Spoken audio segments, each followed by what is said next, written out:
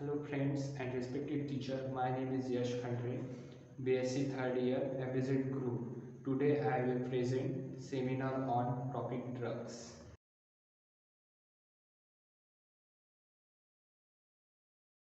So all of you know drugs. Define drugs.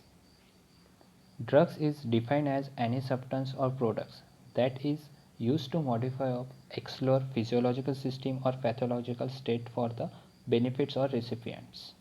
I will explain the type of drugs. There are so many types of drugs, but I am going to explain only four types. The first type is analgesic, and second type is antipyretics, and third type is sulfa drugs, and fourth type is antimalarials. First type is analgesics. Analgesics have two types. First is narcotics and second is non-narcotics. Narcotics are chemical substance which produce sleep and unconscious. And second is non-narcotics. These do not cause addiction. The most important non-narcotics analgesics is phenylbutazone. Preparation of phenylbutazone. So we will continue towards the preparation of phenylbutazone. Preparation or synthesis of phenylbutazone. Step first. Preparation of diethyl butyl malonate from diethyl malonate and N-butyl bromide.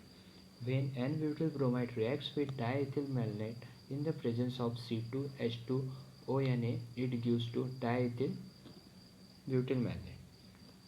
Second step, when preparation of phenylbutazone from diethyl butyl malonate and diphenyl hydrazine. Uh, when diphenyl hydrazine reacts with diethyl butyl malonate, it gives phenylbutazone with two molecules of ethanol. Second type of drugs is antipyretics. First point, substances which reduce body temperature in high fever are called antipyretics. Example, aspirin and paracetamol. And third types of drugs is sulfa drugs. These are substitute and sulfonamide. These contain sulfosamide SO2 NH2 group in the structure. This drug is used to cure bacterial infections. Third point is synthesis of sulfonamide. Last one drugs is antimalarial. The antimalarials are the chemical substance used to lower down malarial fever. Example, chloroquine structure. Uses of chloroquine. First use is chloroquine is used in prevention of treatment of malaria. Second is prevent transcription and limits the synthesis of DNA and RNA in the parasites, thus exhibiting anti-malarial activity.